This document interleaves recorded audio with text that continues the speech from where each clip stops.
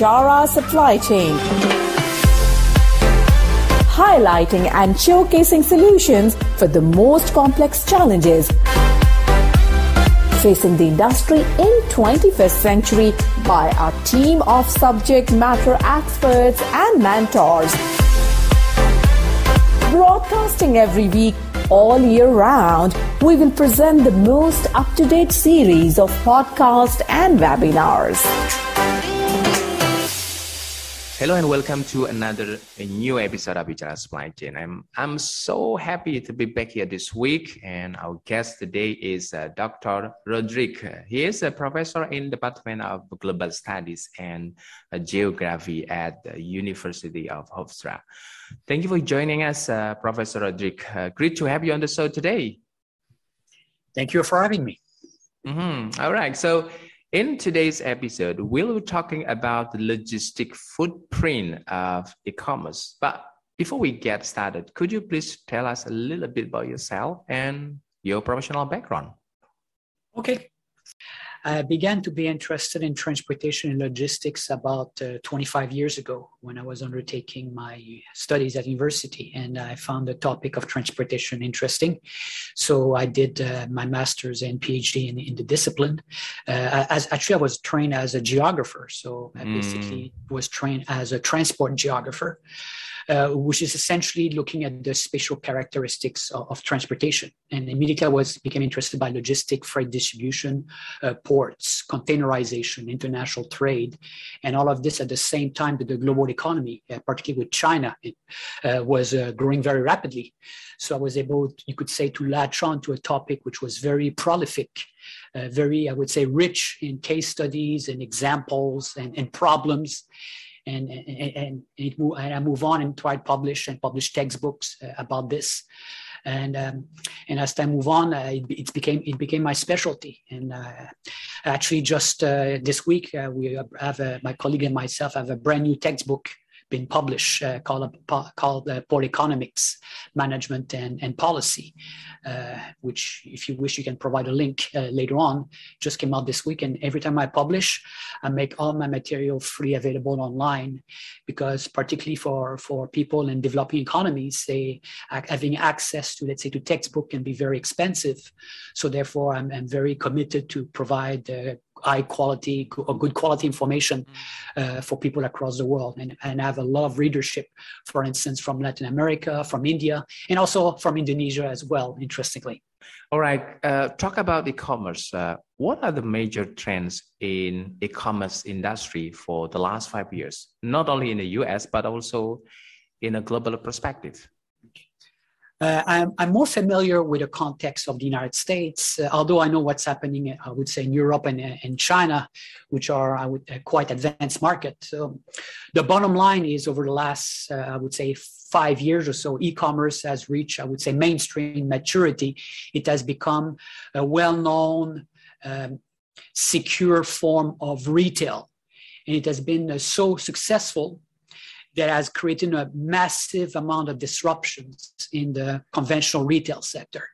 And during the pandemic, obviously, e-commerce was able to thrive, while the regular segment of retail was, I would say, very negatively impacted. And with regards to the logistic footprint of e-commerce, what exciting development do you see in the future? Okay. First, it's important maybe to define what is a logistic footprint. It's essentially the real estate, the surface which is occupied by e-commerce, because that's a common misconception that people have regarding e-commerce. They perceive it's something which is immaterial, that they only see a package appearing magically at their doorstep. But most consumers fail to understand that there's a very big, complex supply chain behind this, including e-fulfillment centers, sortation centers, logistic depots, and all of these, I would say, facilities that occupy real estate. And this is particularly why it's so interesting and important. That's created an entirely new sector of economic activity, an entirely new sector for investors, for people involved in, I would say, commercial real estate. And that have been growing, I would say, fantastically over the last decade or so. And particularly during the pandemic, the data I have in the United States shows that Amazon has increased its footprint only in 2020 by a factor of 20%, which was a gigantic surge. So Amazon is becoming one of the largest leaser of commercial real estate logistic property in the United States. I just had read your article on the Journal of Transport Geography, where you mentioned that the footprint of retail sector is shifting from commercially accessible location towards transportation accessible location. Tell me a bit about that. Yeah, that's something which is quite significant. Here's what it means is the conventional brick and mortar type of retailers, your corner store, or you could say your little grocery store, or even down to your mall, is based upon the premise of accessibility. That is, how can a consumer physically reach the location and shop around and then carry the good he or she has purchased back to their place of residence. So that's what we call, I would say, commercially accessible. It's basically based upon a concept of proximity, population density, income. That's classic, you could say, retail location theory, which is a branch of geography and also a branch of real estate, where you estimate the market potential in an area based upon, okay, how many consumer you can reach physically. So that's conventional retail. So when e-commerce start to emerge, this dynamic change completely, because it is you no longer need the consumer to access the facility, the store. You need now simply to be able to reach through mainly parcel services or sometimes other forms of delivery services, the location of your customer.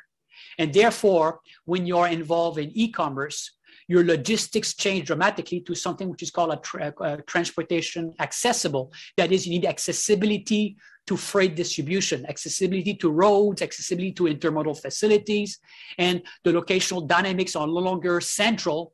They become peripheral. That is, most of those facilities are located in the suburbs of cities. And it has changed. We have noticed that in the United States and other parts of the world as well.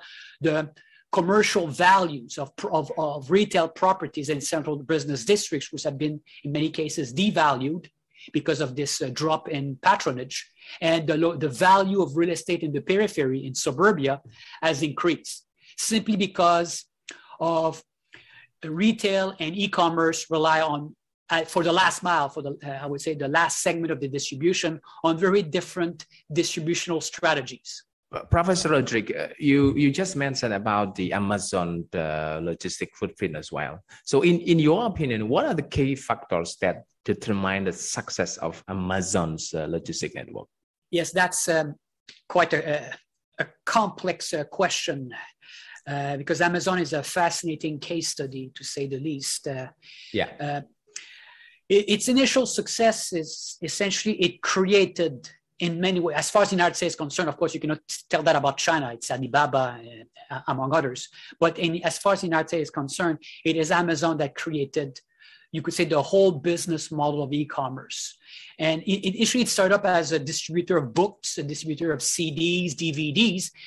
But we know that with digitization, that is, let's say, the transformation of people now download books online, and same thing with streaming music, streaming movies, the business model of Amazon was destroyed as time moved on. So Amazon was able to successfully move on and transition from that initial business model, which was quite successful actually, towards more and more retail. And as it moves into retail, it starts more and more to directly, you could say, compete with standard retailers. But again, it built the e-fulfillment facility. It built the logistics from scratch to be able to distribute to the end consumer. And that's the reason of the success is Amazon controls the supply chain. Not from the manufacturer, of course. It's a very big purchaser. But as soon as the container enters the United States, it enters through Amazon facilities, inbound cross-docking facilities, for instance, where containers are, I would say, unloaded and put into trucks, which are going to be delivered to e-fulfillment centers. And from e-fulfillment centers, Amazon, again, control each element to the supply chain, all the way down to door-to-door deliveries, where now Amazon has its own delivery trucks. So that's, I would say, one of the core aspects of the success of Amazon is controlling the full segment of the supply chain, particularly the last mile. And the more it grows, the more it has a larger number of distribution centers, of fulfillment centers, of sortation centers, of, you could call them delivery stations. There's a whole hierarchy of names. The more efficient it becomes. And that's paradoxical, because when Amazon built and increased its system, it improved its time performance. And therefore, it's more, I would say, on time. It's able to offer 24-hour, 48-hour delivery. And the more it does that, the more it gains a market share. And the bigger its market share, the more traffic, the more efficient it becomes. And the less competitive retail is, I would say, able to compete in relation to Amazon. Again, we don't know how far it's going to go, but that's essentially one of the core reasons of the success of Amazon is the control of the supply chain and the establishment of a gigantic network of facilities across the whole United States that is able to cover pretty much every element of the market very rapidly. And who knows, in the future, again, I'm speculating here, Amazon could be more and more involved in some forms of manufacturing as well. Who knows? Again, that could be a step. But again, so it could also face diseconomies. It could become less efficient. There's also problems linked with supply chain in terms of congestion, in terms of regulation.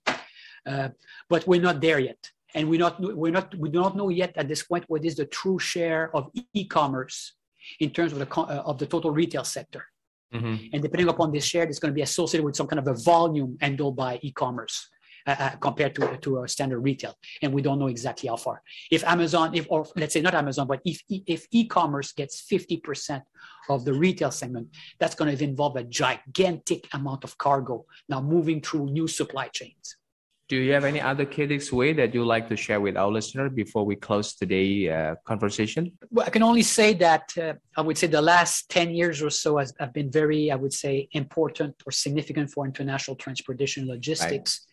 And I think the next 10 years are going to also be quite interesting in terms of its digitization, its sustainability. We also, the impact of the pandemic on consumption patterns, and all of this is going to require new sets of skills and new forms of knowledge and labor regarding the supply chain. And that's why these podcasts are, of course, very important to keep people, I would say, on the edge of what's happening. At Bichara Supply Chain, we are committed to driving global perspective to embrace technological adaptation in improving process efficiencies. Don't forget to subscribe, like, and share Bichara Supply Chain. And stay tuned for the latest updates. To learn more, visit our website www.bicharasupplychain.com. Thank you for listening to us. We look forward to seeing you at our next episode.